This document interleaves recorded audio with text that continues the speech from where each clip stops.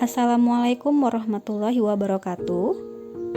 Pada pertemuan kali ini kita akan membahas mengenai gaya dan hukum Newton. Ada yang tahu apa itu gaya? Gaya adalah tarikan atau dorongan. Nah, gaya ini dibedakan menjadi dua, ada gaya sentuh dan gaya tidak sentuh. Gaya sentuh adalah gaya yang membutuhkan sentuhan langsung dengan benda. Contohnya, gaya otot dan gaya gesek. Seperti pada gambar ini, ada dua orang anak yang sedang mendorong dan juga menarik meja. Nah, ini merupakan contoh gaya sentuh karena mereka menggunakan gaya otot. Sedangkan yang kedua, gaya tidak sentuh, yaitu gaya yang tidak membutuhkan sentuhan langsung dengan benda yang dikenai. Contohnya, gaya magnet dan gaya gravitasi.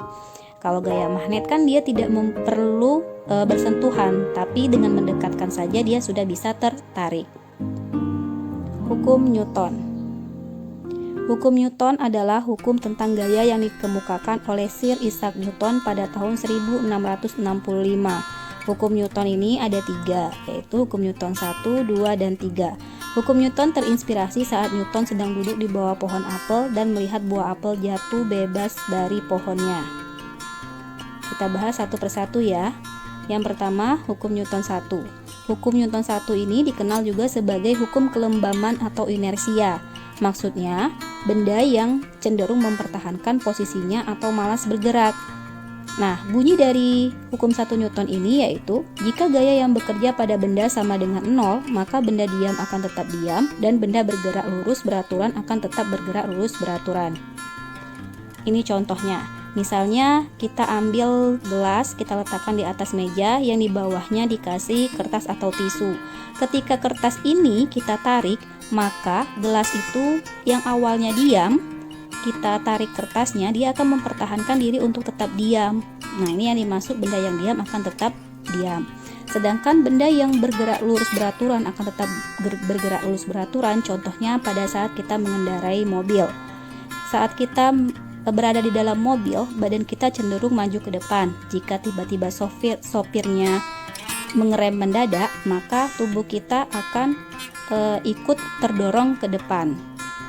Tapi setelah itu balik lagi ke belakang. Kenapa? Karena badan kita itu akan mempertahankan posisi awal kita. Yang awalnya mobil bergerak ke depan, maka badan kita cenderung mau ke depan kan? Dan ketika tiba-tiba dia direm, maka tubuh kita akan mempertahankan diri untuk tetap ke depan, walaupun nanti akhirnya akan ke belakang juga. Maka sigma F sama dengan 0.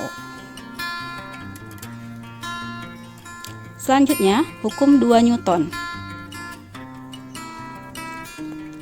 Bunyinya, besar percepatan benda sebanding dengan gaya yang diberikan dan berbanding terbalik dengan massa benda. Bisa secara sistematika bisa dirumuskan atau dituliskan menjadi A sama dengan sigma F dibagi M, atau sigma F sama dengan M dikali A. Dengan A itu adalah percepatan, satuannya meter per sekon pangkat 2, M massa benda, satuannya kilogram, dan F adalah resultan gayanya. Contoh soal.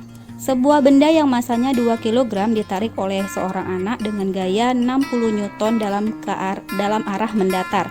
Berapakah percepatan yang dialami benda tersebut? Seperti biasa, kalau ada soal hitungan, untuk mempermudah kita buat dulu diketahui, ditanya, dan jawab. Sekarang kita perhatikan soalnya lagi. Sebuah benda yang masanya, lihat di keterangan rumus tadi, massa itu lambangnya M, maka di sini dibuat diketahui M-nya sama dengan 2 kg. Ditarik oleh seorang anak dengan gaya. Gaya itu lambangnya F, maka di sini tulis F sama dengan 60 Newton. Dalam arah mendatar, berapakah? Jika ada kata-kata berapakah, berarti itu sudah termasuk yang ditanya. Percepatan, lambang percepatan adalah A. Untuk menjawabnya, langsung kita masukkan ke dalam rumus. A sama dengan F dibagi M. F-nya tadi 60, M-nya 2. Jadi 60 dibagi 2 hasilnya 30 meter per sekon pangkat 2.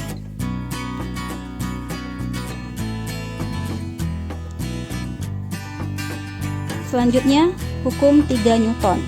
Hukum 3 Newton ini menyatakan jika suatu benda memberikan gaya pada benda lain, maka benda yang dikenai gaya akan memberikan gaya yang besarnya sama dengan gaya yang diterima dari benda pertama, tetapi memiliki arah yang berbeda.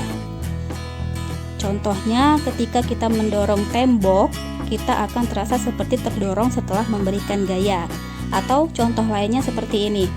Kita lemparkan bola basket ke dinding, maka bola basket itu akan memantul kembali ke arah kita.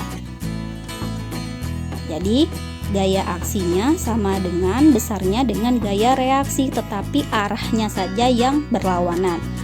Demikianlah penjelasan materi kali ini. Terima kasih. Wassalamualaikum warahmatullahi wabarakatuh.